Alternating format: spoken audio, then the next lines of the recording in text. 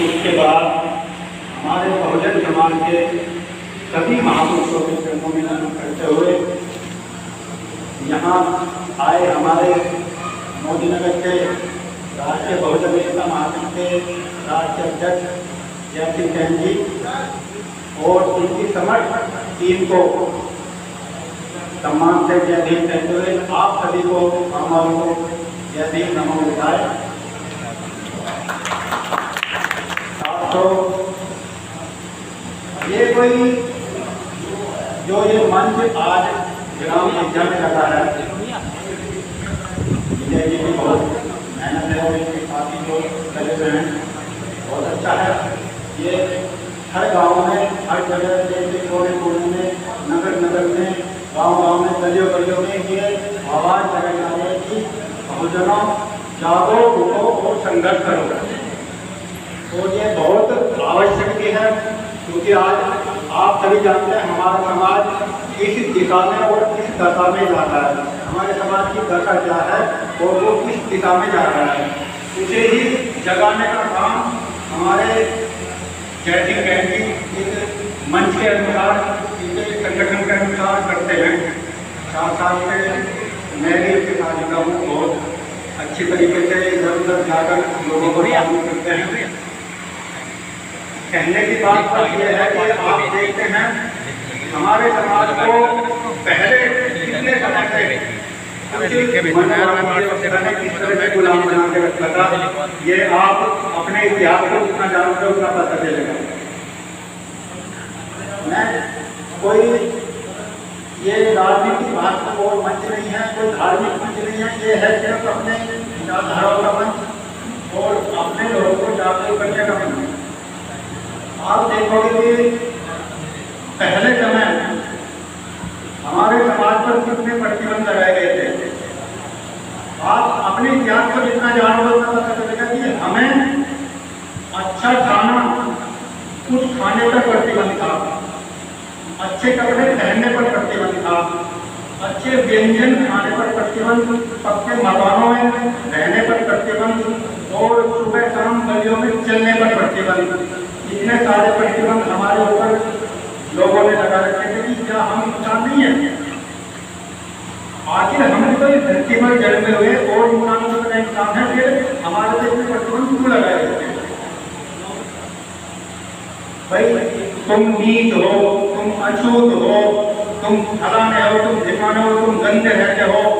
भाई इसमें हमारी क्या गलती? तुमने हमें अधिकार नहीं दिए तो हमारी नजर बुलाते, हमें इंसान को बता कर रखते। इन लोगों को पत्थरों में भगवान को नजर आ जाता है लेकिन इंसान में इंसान नजर नहीं आता। ये कितनी विडंबना की बात है। अब आज हम आजाद हो गए, आज हम संपन्न हो गए, तो हमने क्या काम करा? जिनको हम एहसान मानना चाहिए था उन्हें तो भूल गए और फिर मुझी व्यवस्था की तरफ चल गए जिस व्यवस्था ने हमें गुलाम बना कर रखा था। आपको पता होना चाहिए कि जो देश आजाद हुआ था वो भी हम लोगों की वजह से हुआ था। ऐसा नहीं है कि जब यहाँ अंग्रेज आए थे तो अंग्रेजों ने आत्मविश्वास की सबसे विलंब करने शुरू कर दिए। ऐसा नहीं है, अंग्रेजों ने देश में विकास भी करा और जब विकास करा उन्होंने हमारे अधिकार हमें देने शुरू करे। बाबा साहब विदेश में जब लंदन में पढ़ते थे तो बाबा साहब ने एक कॉन्फ्रेंस में कहा था कि हमारे देश में एक तबका ऐसा है जो गुलामों का भी गुलाम है। तो वहाँ के जो राजा थे उन्होंने कहा कि अंग्रेजों तुम क्या कह रहे हो, ऐसे कैसे हो सकता है? क्योंकि आप बाकायदा हमारे वहाँ जाकर इसकी जांच करें और आपको पता चल जाएगा कि वहाँ किस तरह से लोग अपना जीवन जी रहे हैं। एक छोटा तबका है जो बड़े लोगों का भी गुलामों का भी गुलाम है।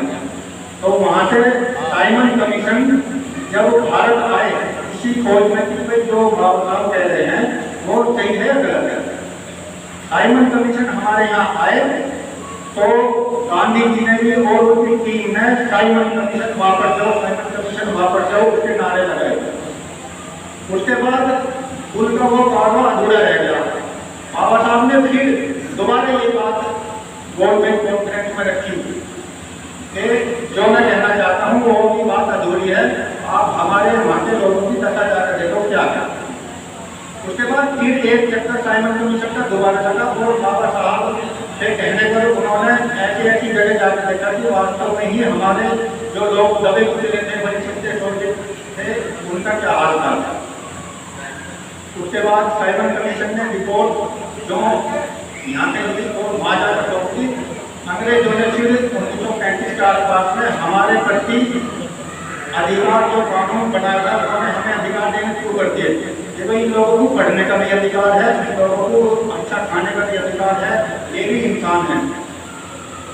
उसको देखते हुए तो हमारे यहाँ के जो मनवादी लोग थे उन्होंने सोचा कि भाई ये अंग्रेज तो अब इन 20 लोगों को हमारे सिर पर उठाना शुरू करते हैं, इसका मतलब यह भी अंग्रेजों को हिंसा खदेड़ा जाए। उन्होंने अंग्रेजों के खिलाफ आंदोलन शुरू कर दिए। उन्होंने ये सोचकर अंग्रेज नहीं गा रहे हैं कि हम अंग्रेजों के गुलाम हैं। उस टाइम पे बहुत लोगों के काम चलते थे ठीक ठाक, जो बड़े संपन्न लोग थे, जिन जमीन जायदाद वाले थे, उनके काम ठीक ठाक चलते थे। लेकिन उन्होंने अंग्रेजों का विरोध इसलिए शुरू कर दिया क्योंकि जो हमारे गुलाम हैं इन गुलामों को आजादी दे रहे। गांधी जी ने कहा नहीं था कि जो अछूतों को आजादी देगा, ऐसी आजादी हमें नहीं चाहिए। तो आप ये मान लीजिए कि देश आजाद होने का कारण भी हमारे सम्मान से जीने का अधिकार जो हमें अंग्रेजों ने दिया था, देश आजाद होने का कारण भी एक वो भी है।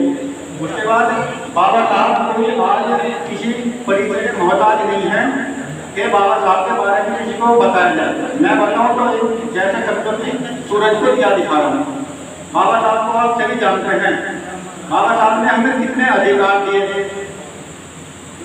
कितना संघर्ष फोन लगाओ इसमें और फोन दूसरा लगा दे कितने कैसे खोल आजाद कराने क्या अधिकार दिलाया हमारे भारत ये तो खोल कर आना पड़ेगा। छोटी आ जाएगा आपकी माँ जो वो तो कहीं तो नहीं होगा बस। और उनके पिताजी ने कितने संघर्ष करके बाबा साहब को पढ़ाया।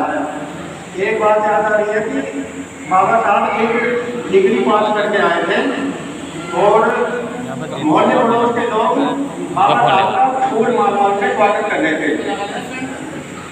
कि भाई सतपाल जी तुम्हारा लड़का आज बहुत अच्छी डिग्री हो गया हो गया तो सत्ता महाराज जी ने एक बात कही थी दीपो फोन ले लो बाबा साहब के बारे में किसी की मेमोरी वाला कि यार मेरे लड़के ने मुझे ऐसा बड़ा काम नहीं करा है जो इतना तुम इनका सम्मान कर रहे हो।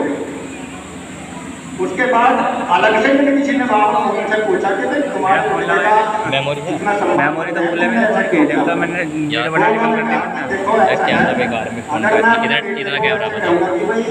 मेरा लड़का बड़ा महान काम कर रहा है तो हो सकता है इनके अंदर गुमान पैदा ना हो जाए। कैमरा ठीक है। वे चाहते हैं कि डॉक्टर अम्बेडकर इससे भी ज़्यादा काम करें और इस बात को बाबा साहब को पता था कि मुझे अपने पिताजी का एक धैर्य ऐसा बनाना है ताकि इन्हें भी मेरे पे फर्क हो। कल को ये भी कहे कि हाँ डॉक्टर अम्बेडकर ने कोई ऐसा काम करा है।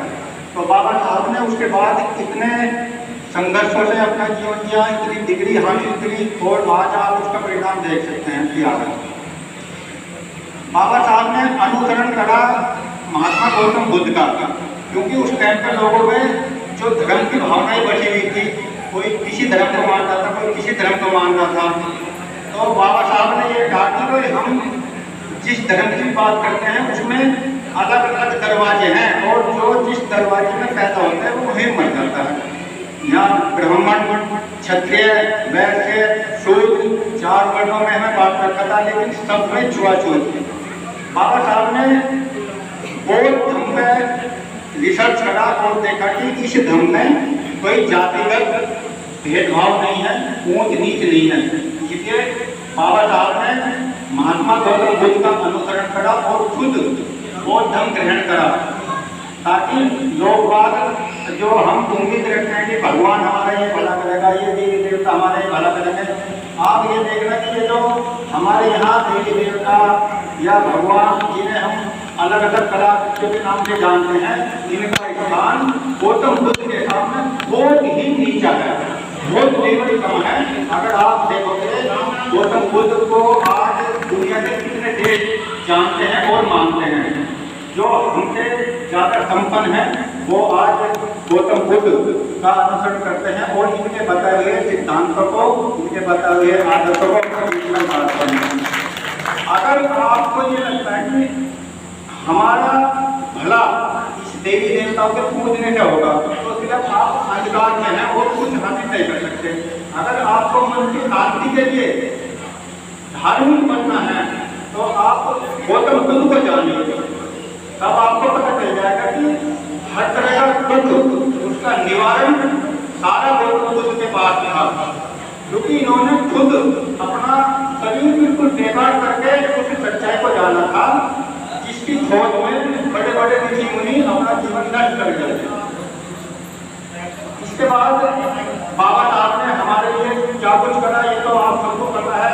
बाबा साहब के कारवा को आगे बढ़ाने का काम भी जो है मान्यवर साहब काशीराम ने करा, क्योंकि उन्होंने देखा कि हमारा जो तबका है अलग अलग बटा हुआ है। मान्यवर साहब काशीराम ने देखा कि इस पूरे बहुजन समाज को क्यों ना एक करा जाए। उन्होंने सारे बहुजन समाज के लोगों को साइकिल की यात्रा से इकट्ठा कर करके सबको एक सूत्र में बांधा और हमें एक नाम दिया बहुजन। आज हमारे यहाँ बहुजन बहुत लोग हैं, कोई जाति नहीं है, कोई समाज नहीं है। जो समाज से ठुकराए हुए शोषित वंचित लोग थे उन्हें मान्यवर साहब काशीराम ने एकता के सूत्र में बांधा और हमें इस देश की राजनीति में हिस्सेदारी में सहयोग करने के लिए भागीदार बनाया।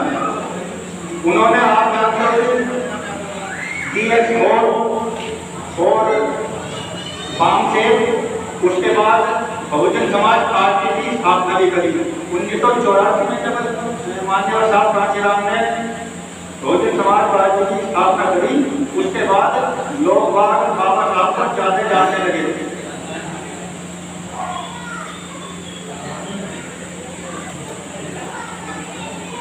उसके बाद आप देखोगे कि गांव-गांव में बाबा साहब की जयंती होनी शुरू हो गई और हम बाबा साहब को कितना जान गए ये आप सब अच्छे से जानते हैं। आज हमारे इस मंच का लक्ष्य यही है कि आप अपने बच्चों को ज़्यादा से ज़्यादा पढ़ाई लिखाई की तरफ प्रेरित करें और उन्हें गलत कार्यों से रोकें, ताकि हमारा आने वाला भविष्य अच्छा हो और हम इस समाज के और इस देश के शासन बने। बाबा साहब ने हमें कहा था कि जाओ अपने घर की दीवारों को लिख दो कि 21वीं सदी हमारी होगी, क्योंकि हमें इतना तोड़ करा गया था कि इतना वो करा गया था कि हमें किसी हिस्सेदारी में हमारा कोई सहयोग ही नहीं था, ना हमें किसी अच्छी जगह जाने का अधिकार, ना हमें राजनीति का अधिकार। तो बाबा साहब ने हमें ये अधिकार देते, उनका मकसद तभी पूरा होगा जब हम अपने बच्चों को शिक्षा की तरफ देते रहेंगे और सब एक मिलकर रहेंगे। बाबा साहब के कारवा को काशीराम ने आगे बढ़ाया, काशीराम ने कारवा को मायावती ने आगे बढ़ाया और हमारी हिस्सेदारी राजनीति में करी। आज भी हमारा राजनीतिक शोषण हो रहा है। मैं आप सबसे गुजारिश करना चाहता हूँ कि और को बहुत से लोग हैं, हम उनके सभी को विचारों को बनाएं। जय हिंद। बहुत ही सम्मानित हमारे वीरपाल जी ने बहुत अच्छी बात रखी, पूरा गाँव से चल रहा है, अपना समय निकाला। और यही नहीं कि वो खुद आए, उनके बेटे आए हैं और अपने जो समाज के लोग हैं उनको भी देख रहे हैं। लेकिन कहीं ना कहीं मुझे फिर वही लग रहा है कि जब हमने लोगों से कहा फिर भी उसकी हमारी जनसंख्या बहुत कम है, क्योंकि हमारे गांव के लोग यहाँ सबसे बड़ी तादाद में होने चाहिए थे और हम सबको एक साथ यहाँ बैठना किया था। हर चीज़ की व्यवस्था है, सब कुछ है, लेकिन फिर भी ऐसा नहीं हो पाया। कहीं जहाँ कुछ कमी रह गई हमारे से, उसके लिए मैं क्षमा चाहूँगा। तो मैं बताना चाहूँगा कि अभी साहब काशीराम की बात चल रही थी। आज हमारे नहीं, हर समाज के लोग में, सभी समाज के लोग में हर आदमी अपने कमाने के चक्कर में लगा हुआ है, क्योंकि उसको अपना घर भी चलाना है। लेकिन साहब काशीराम ने कहीं ना कहीं बाबा साहब को पढ़ा, क्योंकि जो वाल्मीकि समाज के थे हमारे जो क्या नाम था उनका